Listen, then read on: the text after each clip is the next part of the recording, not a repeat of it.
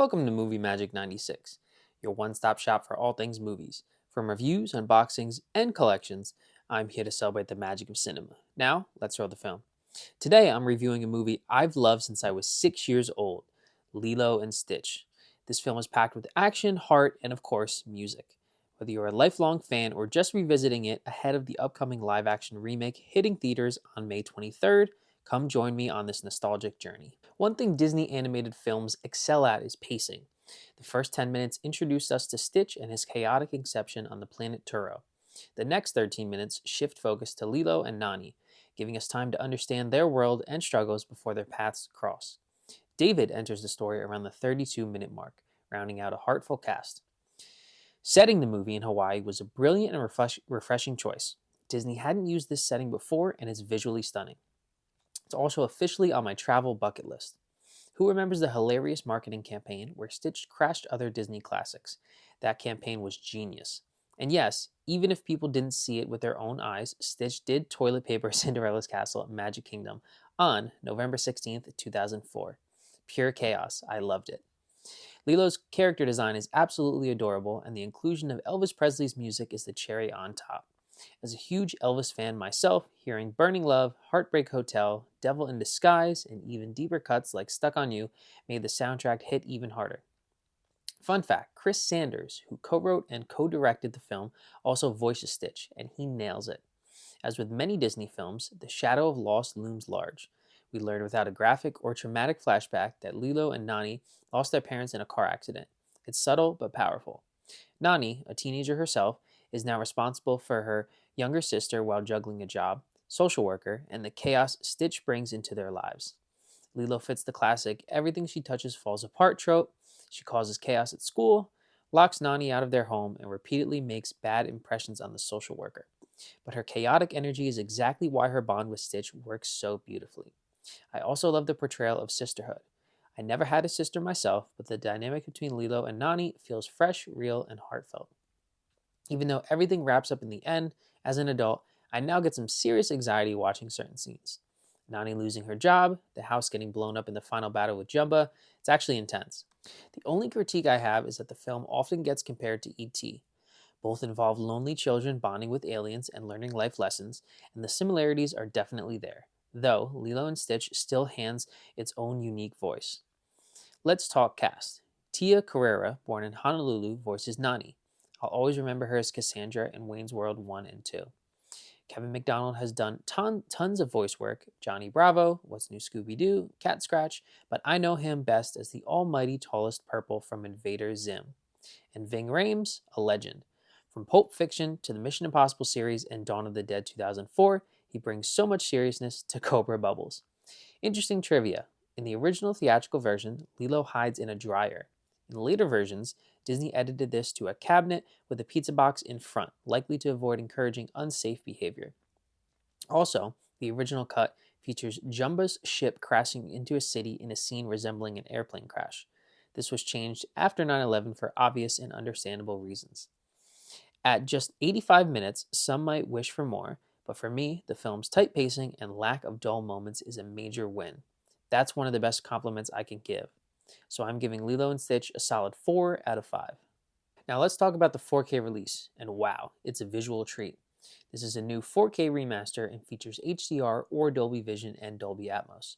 The hand-drawn animation looks absolutely stunning in 4K. This is the first time I've ever owned the film in a high-definition format, and it truly felt like watching it for the very first time. The watercolor backgrounds, which were a unique stylistic choice by Disney, really pop with added depth and richness. You can clearly see the contrast between the hand-drawn characters in the foreground and the painted scenery in the background. Details you might have missed before now stand out. Stitch isn't just royal blue. His spots are a shade darker than his fur, and you can tell that now. Colors are vibrant but natural. Blues in the ocean shimmer, greens in the jungle look warmer and inviting, and sunset tones are gorgeously saturated without feeling artificial. There's also no noticeable artifacting or over sharpening. This is a clean, respectful transfer that honors the original film. If you've only ever seen this on DVD or VHS, trust me, this 4K version breathes new life into it. I'm giving the 4K transfer a 5 out of 5. All right, here is the 4K slipcover version of Lilo and Stitch. It's important to note that there is no steelbook version. It's very strange, Disney did a 4K steelbook for Inside Out 2, but no slipcover, and then this one they do a slipcover and no steelbook. But I actually really enjoy this new artwork. The original theatrical artwork has Stitch in the middle, and then sort of the border is the older Disney classics and stuff. But I really think, obviously, Stitch stands on his own, being out for over 20 years, and this artwork accurately represents the film. You got Scrump, you got Lilo, and you got the record player. You even got the ship in the background, and I really actually like it. And the title is embossed right there. Go ahead and flip it on the side. We've got Stitch. We've got Ultra HD. Go ahead and flip it to the back. Another great little image. Got the beach, got a surfboard. Go ahead and take the slipcover off, and we're going to open it up. So as you can see here, we've got the 4K disc, their little dance at the end, and then we've got a digital code and the Blu-ray disc. And that's pretty much it. Of course, you got your digital code there as well. There is no reversible artwork. All right, so when we put in the 4K disc, you can hear that it plays a little bit of music. We have scenes, pretty standard scene selection there. We'll go back to the setup. Let's check out audio. And like I said, you do have that English Dolby Atmos.